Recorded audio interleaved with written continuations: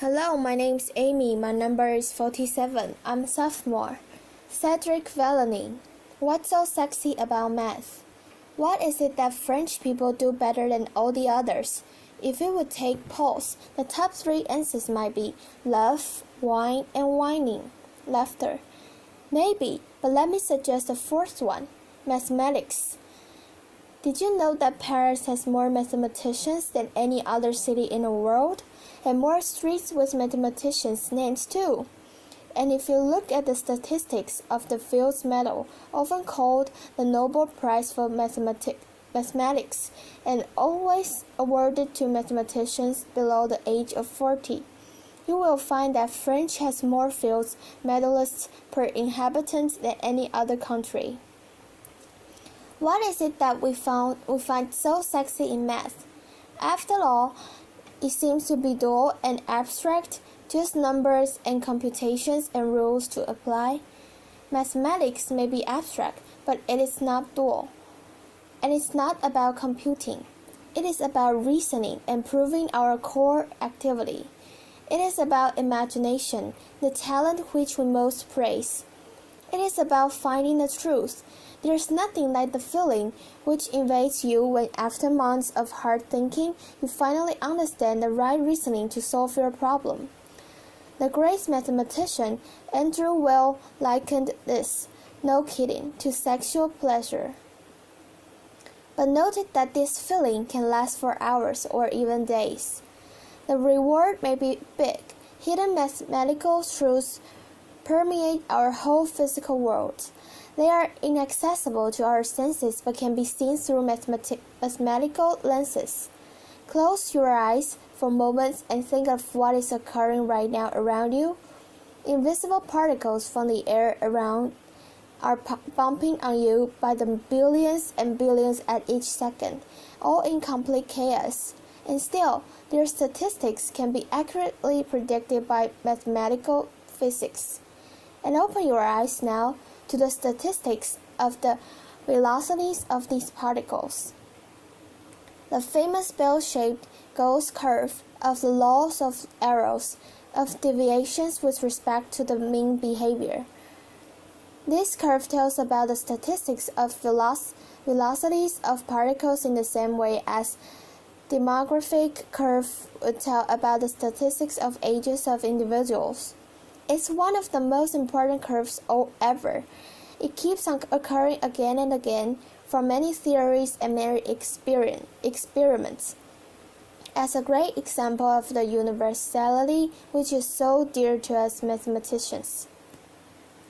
Of this curve, the famous scientist Francis Galton said, it would have been deified by the Greeks if they had known it. It is the supreme law of unreason. And there's no better way to materialize that supreme goddess than Galton's board. Inside this board are narrow tunnels through which tiny balls will fall down randomly, going right or left, etc. All in complete randomness and chaos. Let's see what happens when we look at all these random trajectories together. Board shaking. This is a bit of a sport, because we need to resolve some traffic jams in there. Aha, we think that randomness is going to play me a trick on stage. There it is, our supreme goddess of unreason, the Gauss curve, trapped here inside this transparent box as dreamed in the Sandman comics. For you, I have shown it, but to my students, I explain why it could not be any other curve. And this is touching the mystery of the goddess, replacing a beautiful coincidence by a beautiful explanation. All the science is like this, and beautiful mathematical explanations are not only for our pleasure, they also change our vision of the world. For instance, Einstein, Perry, Smoluchowski, they used the mathematical analysis of random trajectories and the Gauss curve to explain and prove that our world is made of atoms. It was not the first time that mathematics was revolutionizing our view of the world. More than 2,000 years ago, at the time of the ancient Greeks, it already occurred. In those days, only a small fraction of the world had been explored, and the earth might have seemed infinite.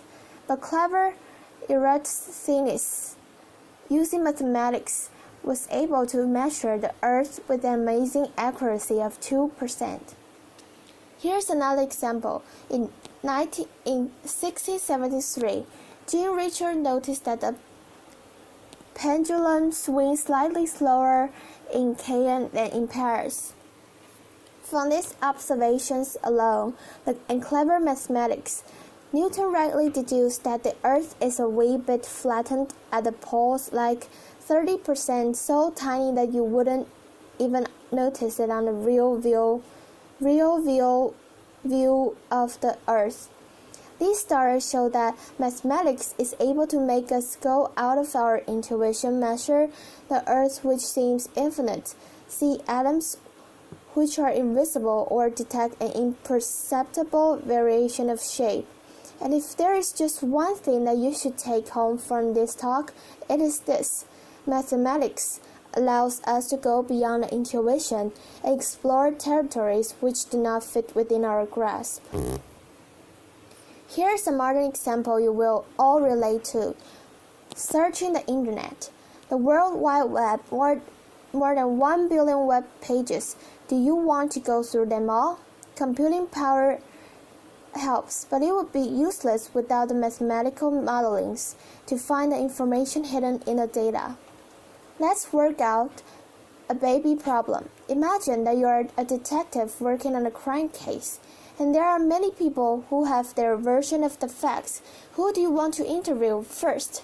Sensible answer: prime witnesses. You see, suppose that there is person number 7 tells you a story, but when you ask where he got it from, he points to person number 3 as the source. And maybe person number 3 in turn points at person number 1 as the primary source.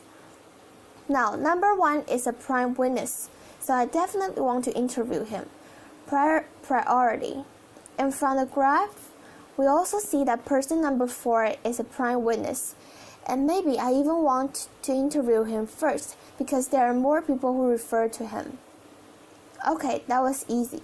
But now what about if you have a big bunch of people who will testify? In this graph, I may think of it as all people who testify in a complicated crime case, but it may just as well be web pages pointing to each other, referring to each other for contents. Which one are the most authoritative? Not so clear. And the page rank, one of the early cornerstones of Google. This algorithm uses the laws of mathematical randomness to determine automatically the most relevant web pages, in the same way as we used randomness in the Galton board experiment. So let's send into this graph a bunch of tiny digital marbles and let them go randomly through the graph. Each time they arrive at some site, they will go out through some link chosen at random to the next one, and again and again and again. And with small growing piles, we'll keep the record of how many times each site had been visited by these digital marbles. Here we go, randomness. And from time to time, also let's make jumps completely randomly to increase the fun. And look at this. From the chaos will emerge the solution. The highest piles corresponds to those sites which somehow are better connected than the others, more pointed at than the others. And here we see clearly which are the web pages we want to first try. Once again, the solution emerges from the randomness. Of course, since that time, Google has come up with much more sophisticated algorithm. But already, this was beautiful. And still, just one problem in a million. With the advent of digital areas, more and more problems lend themselves to mathematical analysis, making the job of mathematicians a more and more useful one, to the extent that a few years ago it was ranked number 1 among hundreds of jobs in a study about the best and worst jobs published by the Wall Street Journal in 2009. Mathematician, best job in the world. That's because of the applications: communications theory, information theory, game theory, compressed sensing, machine learning, graph analysis, harmonic analysis.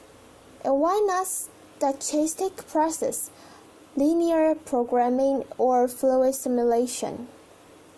Each of these fields have monster industrial applications, and through them there's big money in mathematics. And let me concede that when it comes to making money from the math, the Americans are by a long shot the world champions, with clever, emblematic billionaires and amazing giant companies, all resting ultimately on good algorithm. Now, with all this beauty, usefulness, and wealth, mathematics does look more sexy. But don't you think that the life of a mathematical researcher is an easy one? It is filled with perplexity, frustration, a desperate fight for understanding. Let me invoke for you one of the most striking days in my mathematician's life, or should I say, one of the most striking nights.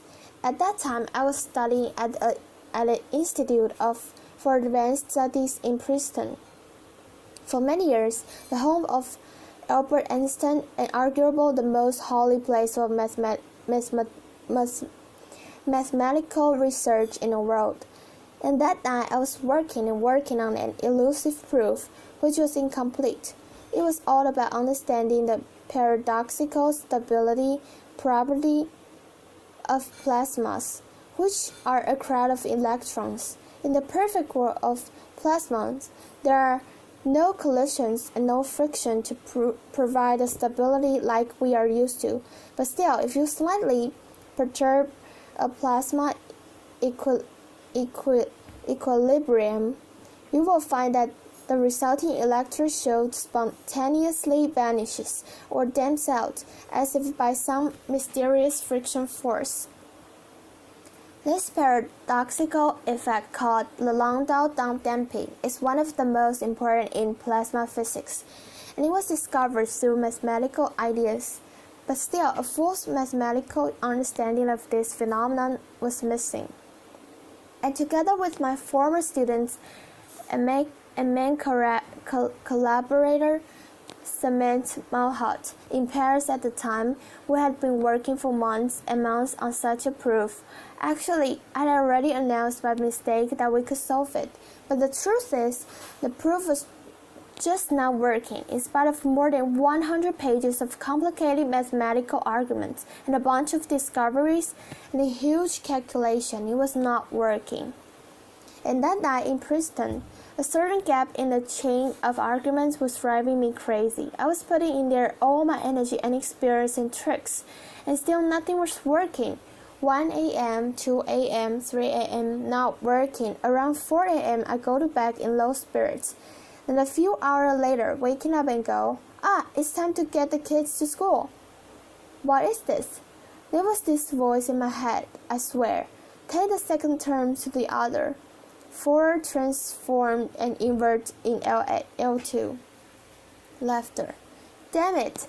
That was the start of the solution, you see? I thought I had taken some rest, but really my brain had continued to work on it. In those moments, you don't think of your career or your colleagues. It's just a complete battle between the problem and you. That being said, it does not harm when you do get a promotion in reward for your hard work.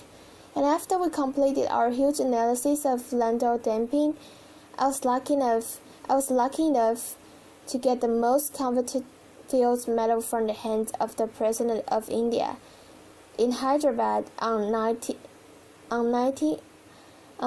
August 19, 2010. An honor that mathematicians never dared to dream, a day that I will remember until I live. What do you think? On such an occasion, pride, yes, and gratitude to the main collaborators who made this possible. And because it was a collective adventure, you need to share it, not just with your collaborators. I believe that everybody can appreciate the thrill of mathematical research and share the passionate stories of humans and ideas behind it. I have been working with my staff at Institute Harry Poincaré, together with partners and artists of mathematical communication worldwide, so that we can found our own very special museum of mathematics there. So in few years, when you come to Paris, after tasting the great crispy baguette and macaron, please come and visit us at Institut Harry Poincaré and share the mathematical dreams with us. Thank you. Applause.